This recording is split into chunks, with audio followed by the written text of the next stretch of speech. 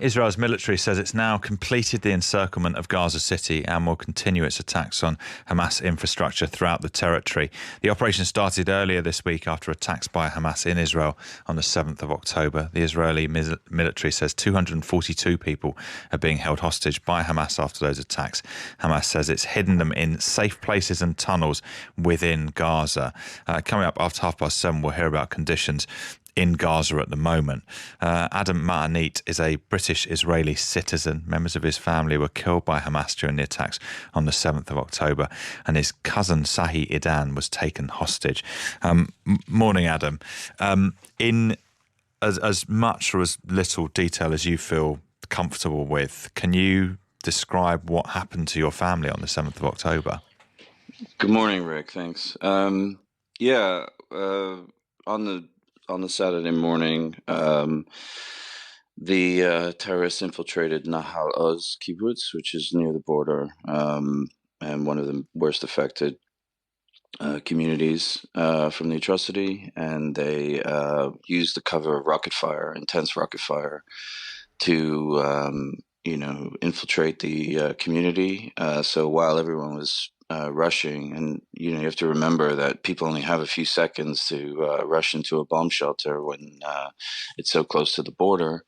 So everyone's still asleep, and then they hear the sirens. They have to immediately rush into the shelter, and that's when the terrorists took the advantage and broke through and basically blasted their way into the kibbutz. And my family were hiding out in a bomb shelter, and they don't have locks on them for safety reasons often. And so my cousin Tsachi and his daughter Mayan were holding the door closed. When they heard gunfire, they knew that there was infiltration in the area, and they were trying to hold the door closed to protect the family. And the terrorists shot through the door. And they shot they shot their way in, and then they shot Mayan in the head. She was 18 years old. She had just celebrated her birthday only a few days earlier, and she died right there in front of the family. To add an extra level of horror to it all, they took Mayan's mother's phone and made her unlock it, and then they live streamed it onto her Facebook so that the rest of the family can see their horror as they held them and tortured them by the sheer horror of making them sit there and be unable to help their daughter. With Tsachi, her father, broken from all this. There were two other children there, so they had to do whatever they could to protect their children. And eventually, with the IDF on their way, they knew that they had to escape. So they grabbed Tsachi and, with the blood of his daughter still all over his clothes, abducted him into Gaza. And so now, I guess your family are trying to deal with this unbelievable trauma. Where are the rest of Tsachi's family, his kids? Are they still? The kids are safe. They obviously are very traumatized. All the communities around the area are homeless. About 250,000 Israelis, both in the south and in the north of the country, have been evacuated. So they're living in the largesse of a fellow kibbutz up north, near Petah Tikva, in the center of the country. And some of the other family are staying with friends. And how are they? Well, as you can imagine, they buried Mayan a week and a half ago. And the BBC were there to film as well. They invited the media there because they wanted people to see what suffering they've been through and what other families have gone through. And right now their focus is on trauma and grief counseling and getting Tsachi home. because we still don't have proof of life. We don't know what his condition is. Mm. We don't know if he's alive or dead. We hope, beyond hope, that he's okay and that we can get him back. Are you? I guess you have to remain hopeful. Do you think that with the ground invasion continuing, it becomes more likely that the hostages will be freed and in reasonable health? Rick, I'm not a military expert, and I'm not a diplomat or a politician, so I can only speak as a human being. In the very hope that obviously the family are all very kept up to date with whatever efforts are being made to rescue the hostages. There's a lot of hope that international pressure on Hamas's backers, especially on Qatar, and Iran and Qatar are the two major backers of Hamas, state actors. And of the two, Qatar is the one that has the most potential for leverage by the West. Obviously, Iran is kind of a rogue state at this point, and very little that anyone can really do to pressure it. But if there's any kind of diplomatic international pressure on the state of Qatar, that would go some way potentially to exerting pressure on Hamas. The hope is that eventually enough state actors get involved, enough power gets involved to force Hamas to release the hostages and surrender. Because the longer this continues, the more suffering there'll be all around. Mm.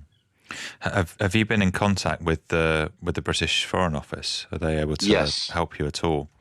Yes. So I've written to the Foreign Office. I've appealed for them to help in whatever way they can to get my cousin out as a British citizen, as is my right. I'm trying to appeal to my government to help me return my cousin and the rest of the hostages to their families. Tsachi's children miss him. And if the Foreign Office can help in any way, either by designating him a person of special interest or something, it could potentially help get him released if and when advanced negotiations happen. Going to be appealing to Secretary of State Blinken as well through some other contacts in the United States side. Because some of my extended family are American citizens. So we're hoping beyond hope again that, the combined efforts of everyone can get him home.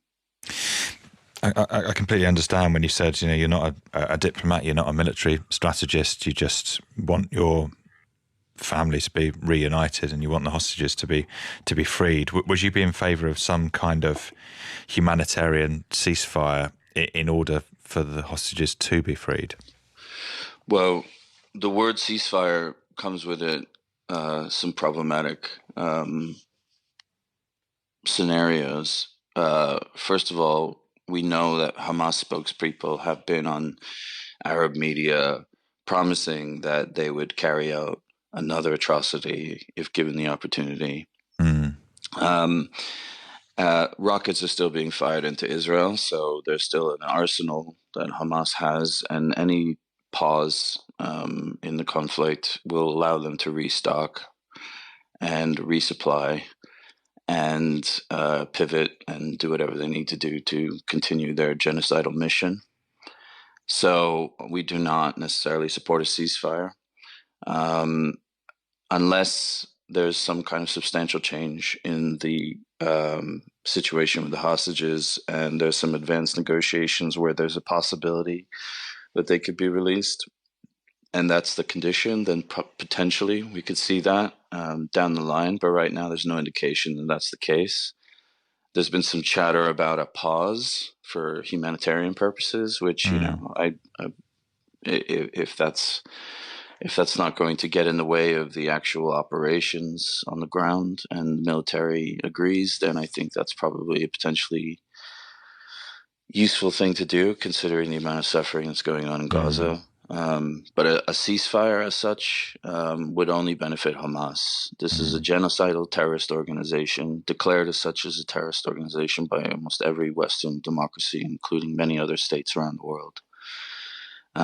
They have done this before. They have killed a cousin of mine before in the Second Intifada, blowing up a restaurant in Haifa, at an Israeli Arab restaurant, a symbol of community and coexistence.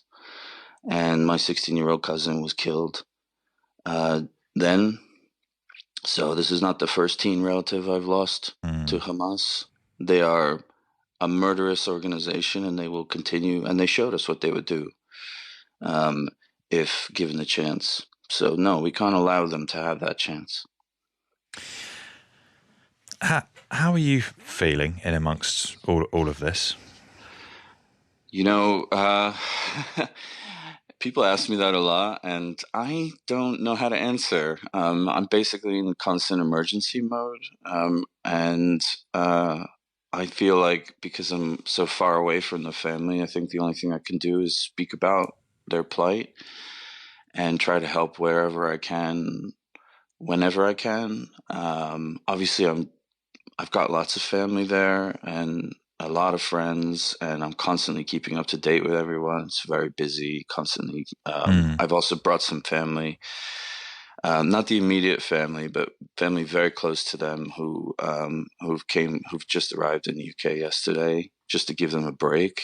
Because, in Israel, it's constant sirens and the children are terrified. Many of my family in Ashdod, for example, have PTSD.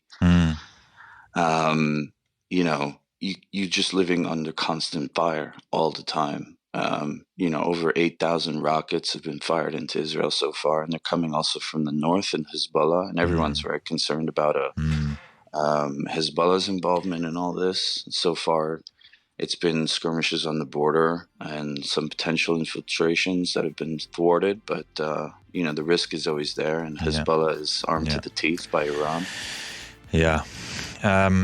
Adam, thank you so much for talking to us and being so open, and our thoughts are with you, and I hope that Tsachi is returned to you thank you so much soon. That's Adam Mahanit, British-Israeli citizen, speaking to us there. Members of his family killed by Hamas during those attacks on the 7th of October.